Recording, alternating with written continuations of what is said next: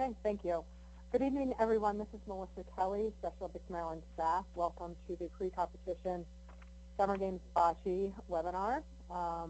This is intended to review all of the logistics and give a brief overview of what to expect regarding competition so that you can adequately prepare and inform all of your athletes, families, and general attendees. If you're joining online right now, you should be able to see the opening slide with myself listed, Brian Gehring, who should be on the line as well. Brian is leading our efforts regarding with regard to volunteers. Sam Hodap is the co-venue director, and Carolyn Rooney out of Washington County as a member of our games management team. With that introduction, please do, if you have any questions throughout the presentation, go ahead and jot yourself a note, and we will take questions at the end of the session. Please know that we do have a hard stop just before 8 o'clock, as we do have a follow-up webinar for another venue as well. Another note, please do, if you are in a, or may have some background noise, please go ahead and select *6 to mute your line and or use your personal phone mute option in order to cut down on the static and distractions so that we can present as efficiently and thoroughly as possible. Slide, please. Again, this is a general overview of the games management team persons who you will see and who will be involved over the span of the weekend. With I'd like to acknowledge the rules committee representatives. Out of Howard County, we have Abby Pennenberg, who will serve on that committee, and then our athlete representative is Stephanie Piles out of Allegheny County. And we thank them both for their service. So they, along with a couple people from the management team, games management team, will hear any protests and rule on those on site if the circumstance does arise. Slide. Now on your screen, you'll see the screenshot of the cover page of the Games event guide. This will be distributed electronically in the very near future. This is your go-to with regard to anything and everything that you will need to know with regard to the games. So please do feel free to forward that to anyone and everyone who will attend the games, and then we will have some printed copies, limited printed copies on site as well. Please do, however, take the time to read that thoroughly upon receipt. Slide. The campus map, as you see here, gives an overview of everything that's happening. We do, as you know, as many of you know, have several venues operating at the same time. The Bocce venue will function at the soccer venue, which is immediately adjacent to the Johnny Unitas Stadium. So a great venue. Is proved to serve us well for the recent years, and we look forward to being there again this year. Slide. Transportation and parking.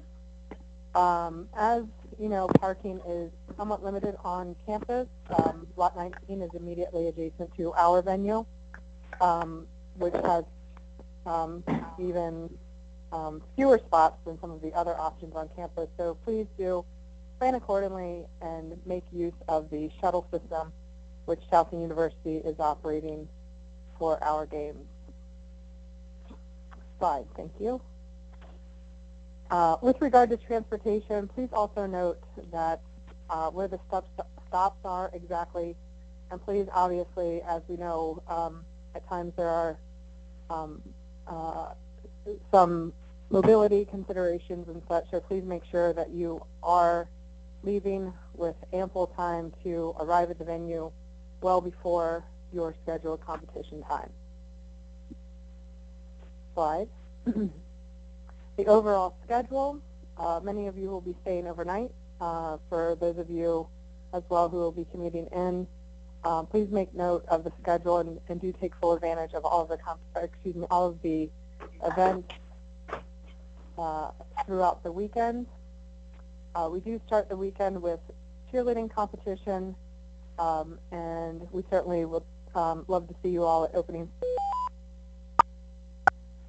At 6 o'clock, however, is the most essential component related to Bocce, that we will host a coaches meeting at 6 o'clock, and the exact location is to be determined. So it is required for all coaches to attend, so please make arrangements to do so.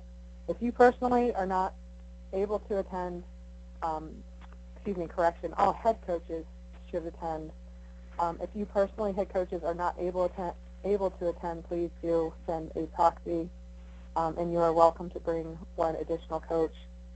We would like to, if at all possible, limit it to 2 coaches per Bocce delegation, as seating may be somewhat limited, and we have our Bocce coaches are plentiful. So more to come on the exact location of the coaches meeting.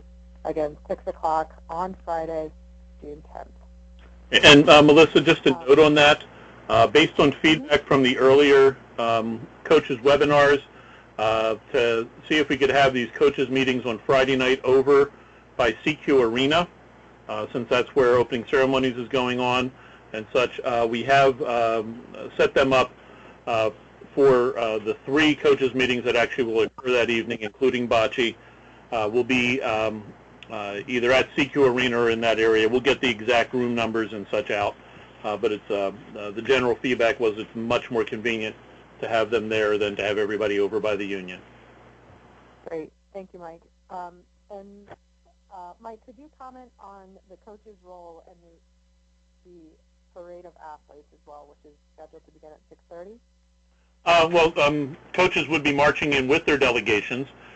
So as there will be on lot 20, which is where the block party is going on. It's the same, for those of you who have been there before, it's the same location we've used for the last couple years at least. There'll be a sign on a post for each area or each delegation at around 6:30 or so. We'll have everybody congregate around their particular location. We'd appreciate the coaches helping in terms of corralling your delegation together, and then they'll line the parade up, and again, assisting with marching in and keeping everybody together. That would be great. Great, thank you. Opening ceremony is scheduled to begin at 7:30 and will run until approximately 8:30. With that, as the ceremony draws to a close, obviously we'll bring the torch in and light the cauldron, and then from approximately 8:30, 8:40 to 9:30, the egress process will occur, bus loading, and what have you. So please, we appreciate your patience, and then as well your attentiveness with announcements and such as we try to exit the arena as efficiently as possible and orderly. Thank you. Slide, thank you. Moving on to Saturday, we do have a system in which the breakfast is made available to each sport, so please talk with your head of delegation regarding that staggered eating arrangement, if you will. However, competition then is scheduled to begin promptly at 8 a.m. The courts will open and be made available at 7 a.m. for anyone who would like to have some practice before their matches. So know that. Please be aware that obviously there will be heavy dew and the courts will be somewhat slick, as an early morning dew will surely be there, and we will do our best to make sure all of the equipment is adequately ready, and then as well the surface of the courts too. So please, if you're on the courts practicing at 7 a.m. until 8, please be mindful of the tournament personnel trying to make sure the competition area is as ready as humanly possible. The competition does go until 5 o'clock. More to come in a later slide this evening with regard to the format and such. We will have merchandise available for sale from 4 to 9 p.m. And then healthy athletes is a viable component. Please do, if at all possible, arrange for your athletes to go by the Towson Center for the healthy athletes offerings and the various components of those for athletes to see health care professionals. Moving on, at 6 o'clock, the dance and Olympic Park will be open at Towson Center. And at the end of competition on Saturday, we will have a coaches meeting at the venue within 10 or 15 minutes of the last match. So please be mindful of that. And as many of you will wrap up your delegation's competition, we will gladly provide you with an estimated time of when the coaches meeting will be. But again, that is essential that all head coaches and or a proxy are present for that. And Melissa, Sunday?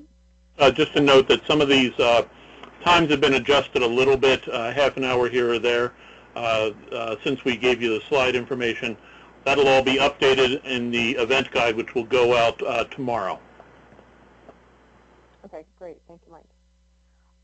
On Sunday, competition will again begin at 8 a.m. and is scheduled to go until approximately 3 o'clock, and that will be doubles competition, both traditional and unified. We will have family hospitality registration available both Saturday and Sunday at the Bocce venue, so please look for that offering near the awards tent. The Bocce schedule itself, we covered this evening. We obviously are on the coaches webinar. Friday, coaches meeting from 6 to 6:30. Singles competition, both regulation and half court. So we have a few people competing in half court, which is a new event this year, so we're happy to see that. Will occur from 8 o'clock until 5 o'clock on Saturday, and then on Sunday, 8 to 3, to give you an overview of what to expect at the Bocce venue. Slide, thank you. With regard to the schedule, we are in the process of fine-tuning and putting the final touches on the registrations, clarifying some entry, potential entry issues to make sure everything is viable and set. So that will come to a close today, actually. So I will begin working with our games management personnel to set and finalize the competition. We do hope to get the match schedule out within the week. Would be far too late. Early part of next week, you can expect to see that. Please note that when we do announce the competition schedule, just to ensure everyone realizes that we do experience scratches from time to time, as all of you know, so that could adjust match schedules and start times. So with that, we do strongly encourage everyone to arrive, have your players there no less than 30 minutes of their scheduled match time. Really more so 1 hour prior to the scheduled match time would be ideal, so that we can absolutely make sure and keep the competition going and keep the courts filled so we don't have any delays.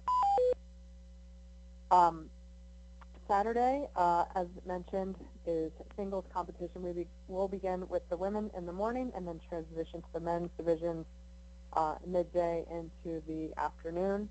On Sunday, we do not have any registrants for the four-person team, so that will be exclusively traditional doubles and to start the day, and then we will have the unified doubles soon, immediately thereafter.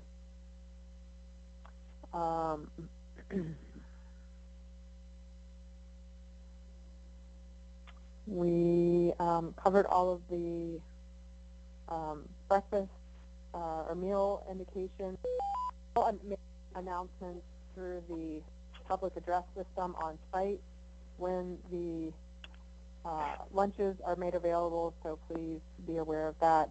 The lunch collection pickup scenario will be very similar to years past. We will box up by delegation, and you can send a few representatives to collect that and take that to your respective congregating area. Please, if you've just join the webinar, select *6. I'm picking up some background noise from someone who may have just started or joined us. Slide.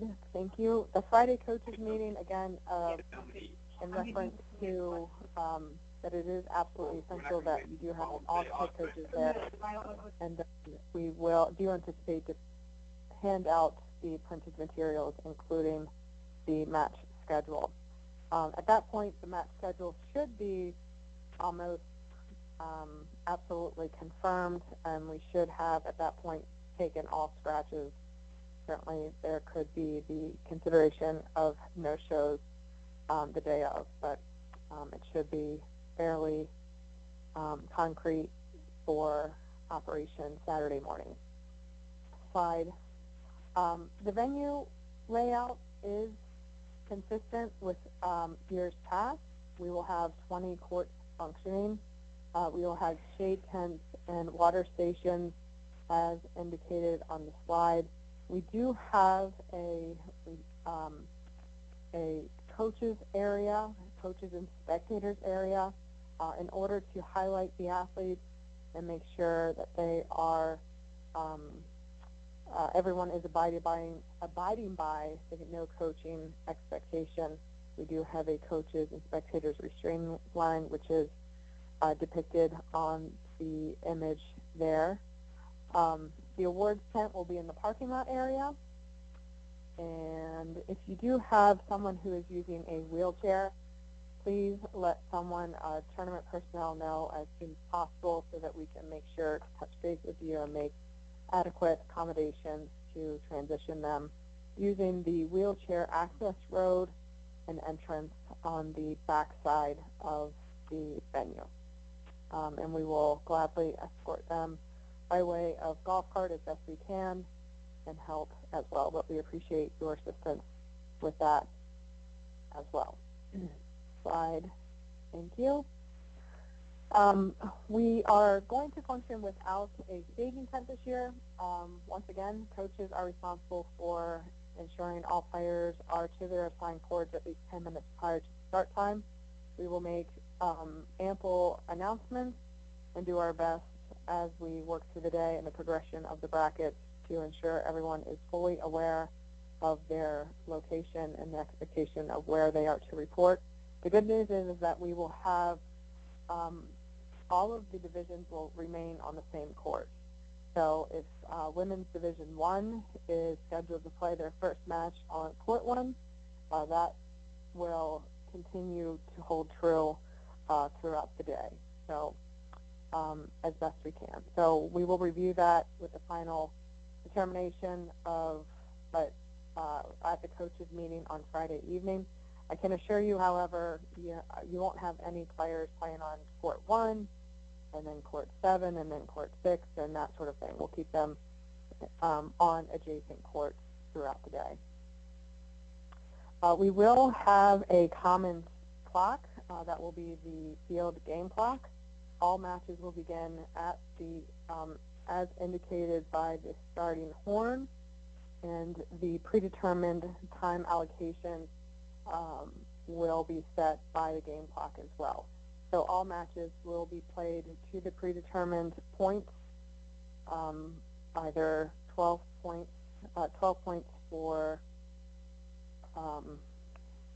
singles, I believe. I'm sorry, my memory's failing me. For singles and doubles, or the expiration of the allocated time, whichever comes first.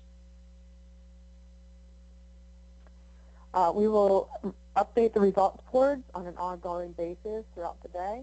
Those will be made available at the foot of the bleachers, to the left of the bleachers, as you are looking to the competition area. Slide. Alternates for doubles. We have a few delegations who have designated athletes and partners as alternates. Those individuals may be activated if someone is not available or for whatever reason. In that case, the player must be registered as an alternate for that delegation and that event. And in addition, the person must be actively registered in other events within the sport not as an alternate. What that means exactly is that John Doe is registered for singles on Saturday, and then John Doe is registered for traditional doubles on Sunday. And as well, the third requirement, a singles athlete partner may serve as an alternate for multiple teams. So John Doe is playing singles on Saturday and is serving as an alternate for all traditional doubles teams on Sunday for his respective delegation, as the example. In the event that a player on a team or a doubles team, in the instance of this year, has scratched and no alternate can be activated, the present player may continue to play with minus the balls of the absent player. So in the aforementioned example, if an alternate is not available, the present player would throw the 2 bocce balls, and the 2 remaining balls for the absent player would remain unthrown.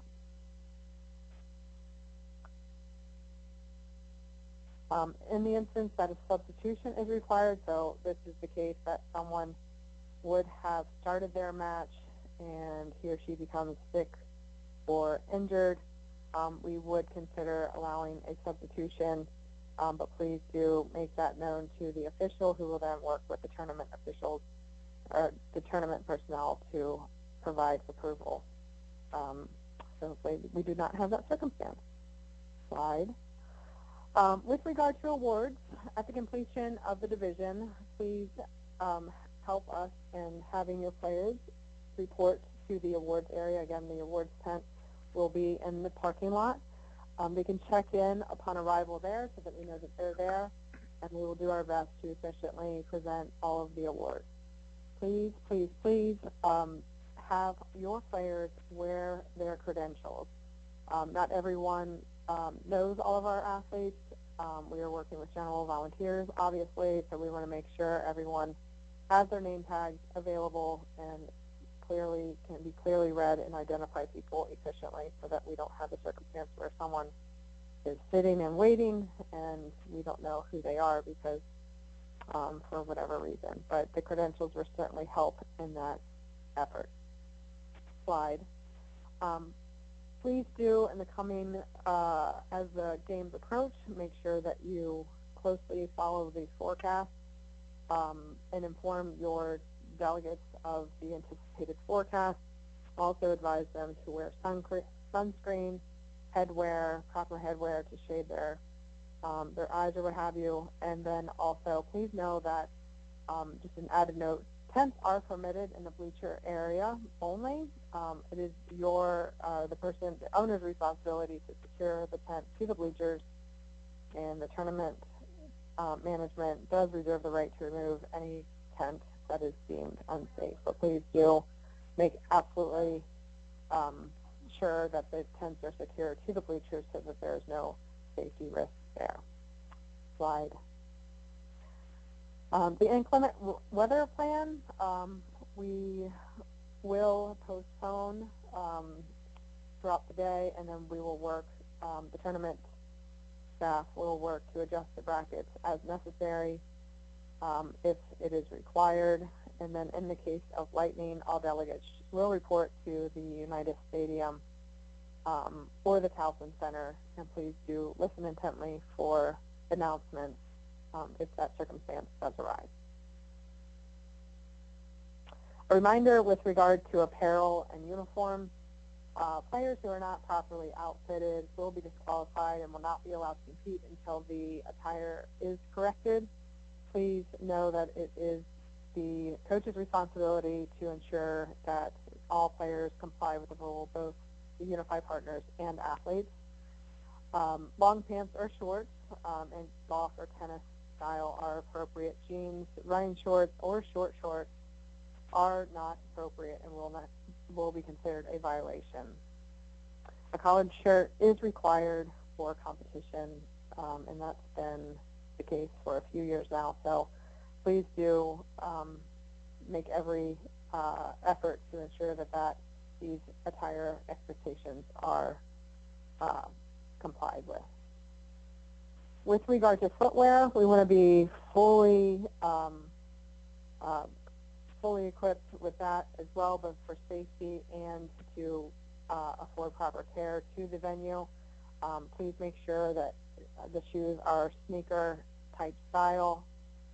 As I mentioned previously, the venue itself will likely have dew in the morning, so we want to make sure everyone is equipped and there are no slip and fall considerations there. Hats are permitted, but they must be free of sponsorship or corporate logos per Special Olympics Incorporated regulations. As well, please ensure that all players are free of headphones, cell phones, and electronic devices in the competition area, and certainly during competition itself. Players certainly need to have their credentials at the ready, and please do advise them to either keep it on their team bench or tuck it in their shirt during competition. But again, it needs to be fully visible once they transition to the awards area. Coaching. A reminder from our preseason webinar that only competing athletes, unified partners, and designated volunteers are allowed on the court. Coaches are not permitted on the court. Once the official match clock has started, no coaching or instructional assistance is permitted. This rule applies to coaches and spectators. Teammates may confer with one another prior to stepping onto the court. This was, everyone was in agreement, all of the coaches during our pre-brief, and then was announced during our pre-season webinar. So please do abide by that yourself. Ensure that your coaching staff is abiding by this expectation, and then as well as noted here, it does extend to spectators being specifically family members as well. So please help us in policing that and ensuring that this is upheld. Slide. Spectators. The venue is equipped to seat approximately 2,500 people. Spectators are certainly permitted to bring lawn chairs on the field level, but it must be completely off the playing surface. So that's fairly obvious once you arrive there. If you're new to the venue, there's a roughed out area, and then there's a very nice Bermuda type grass that's well trimmed that is our playing surface. So all of those items, those again chairs and tents, must be off of the Bermuda well-trimmed grass playing surface. So again, tournament personnel does reserve the right to ask you to move that whatsoever, and please do help us police that too for people who may be unfamiliar with this expectation.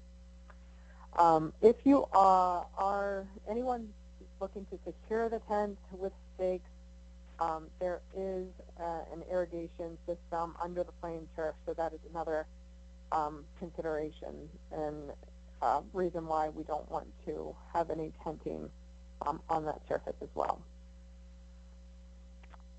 And then certainly two last notes. Again, tournament personnel reserves the right to uphold and, if need be, ask anyone to leave the field level if necessary. And then as well, dogs are permitted at the game. However, they are not permitted on the field level. And we appreciate your compliance with that expectation as well. Slide. Protests. If there is if it is necessary for a protest to be filed, it must be done in writing within 15 minutes of the match completion. We do run a very tight and efficient ship, if you will, with regard to the start times for the matches. So that is absolutely essential that you submit any protests within that time expectation. Those may only be submitted by a certified head coach who is registered to the game. So if any of your coaches see anything, it must go through your clearinghouse, if you will, and we will work with you directly to explain or submit the ruling to you. And again, the protest will be heard by the Games Rules Committee, which will consist of members of the Games Management Team, the Bocce Games Management Team, Abby Pittenberg out of Howard County, and Stephanie Piles out of Allegheny County, who is an athlete. Slide. As we close, I want to make sure everyone is aware of Nixle, which is our automated text messaging service. We strongly encourage you to subscribe to this service. Standard rates do apply. You can subscribe by texting, it's a single word, the acronym SOMD, sports, plural, to 888-777. And you will get any updates, be it weather-related, schedule-related, so on and so forth, automated to your phone. And then simply after the games, you can unsubscribe by texting SOMD sports, again plural, space OFF to the same number, 888-777. Slide. And with regard to closing ceremony, we've found significant success with offering the closing ceremony and comments at each specific venue, so that will occur again this year at the Bocce field. It will be by way of an announcement, and it will be immediately following the completion of competition. In the coming days, we're now within 10 days of the games. Please know that you can certainly contact me if you have questions related to Bocce. However, we strongly encourage you, as the games grow closer, our responsibilities heighten, obviously, so please do utilize your head of delegation for your respective area, county, and or your regional sports director, as noted on the slide. For Eastern Maryland, you have Nick Anderson, Central Maryland, Natalia Steffen, Western Maryland, Melissa Anger, and Baltimore County and City, Courtney Brooks. Those are my colleagues on staff. With that, I will pause and ask if anyone on the games management team has anything to add, or Mike, you yourself. Okay. I will now open up for any questions from any of the coaches. And again, if you have already muted your line, select *6 once again to unmute your line, and we'll open for questions. Melissa, this is Rennie. On the short courses, are you dividing them between male and females, or is there such a small number that you're doing it co-ed? It will be a co-ed division, Rennie. That's a great question. We have 3 registrants for half court. Okay, and do you plan on doing that bright and early in the morning, or where were you planning on putting it in the daytime? I do not have a plan for that as of yet. If you have any considerations that you think that we should weigh. My suggestion is that typically those are more challenged athletes. I hope I'm politically correct in how I'm saying this. I apologize if I'm not. And if we could have it later in the morning, not first thing, you know, say 10, 11 o'clock or something like that, so it's not in the blazing hot of early afternoon. But right. So that would be my suggestion. Okay. Understood. I'll see what I can do. Okay. Thank you. Any other questions?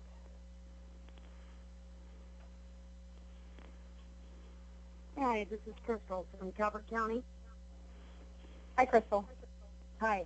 Just a quick question regarding the no headphones rule. I do have an athlete who prefers to wear headphones when she is playing, as it's more of a sensory issue for her.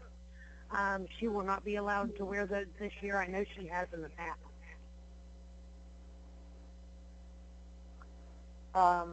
Mike, do you have a comment? I'm sorry? Generally Can speaking, I make a comment before Mike you answer it?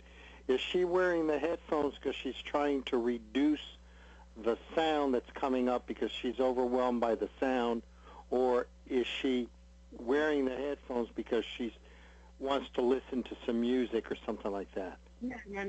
She doesn't have it connected to any electronic device. They are just sound dampening headphones. A lot of times, because the courts are so close together, she gets very distracted by the neighboring court. So she wears the headphones simply to prevent her from being distracted from the neighboring court. Generally Luch, I just made it. I think, did she do this like a year ago? Was she there too? Yeah, Last year or something? She's played bocce several years, and she's always wore the headphones as far as I can remember. I think I remember her, and I think we just let it go. I don't think we did anything about it. Yeah, generally speaking, for most sports, that's not permitted. But Melissa, you and I can connect in the morning and come to a conclusion. Okay. If not, I think she would probably be okay. But yeah, if you guys could talk about that, that would be great. Yeah. Thank you. Happy to. Thank you.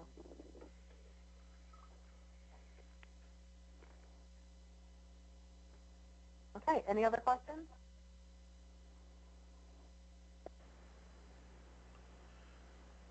If there are no questions, I'm sorry. Go ahead, Mike. Thank you.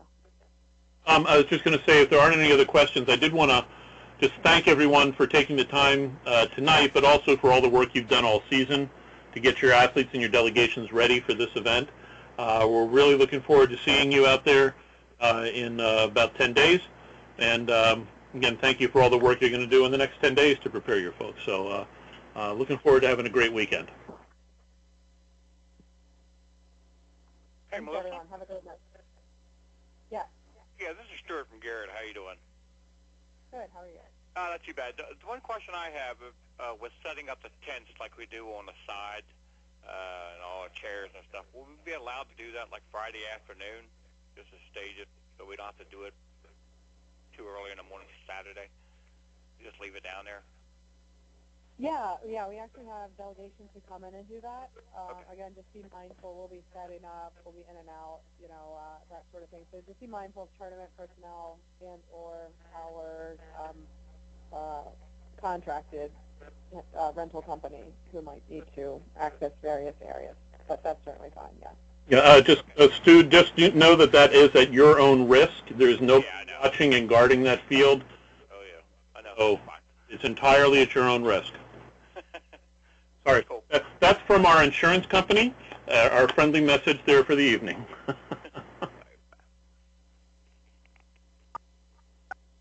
All right, everyone. Again, thank you for this evening and your all of your expertise, time, and effort throughout the season. We look forward to seeing you all next week.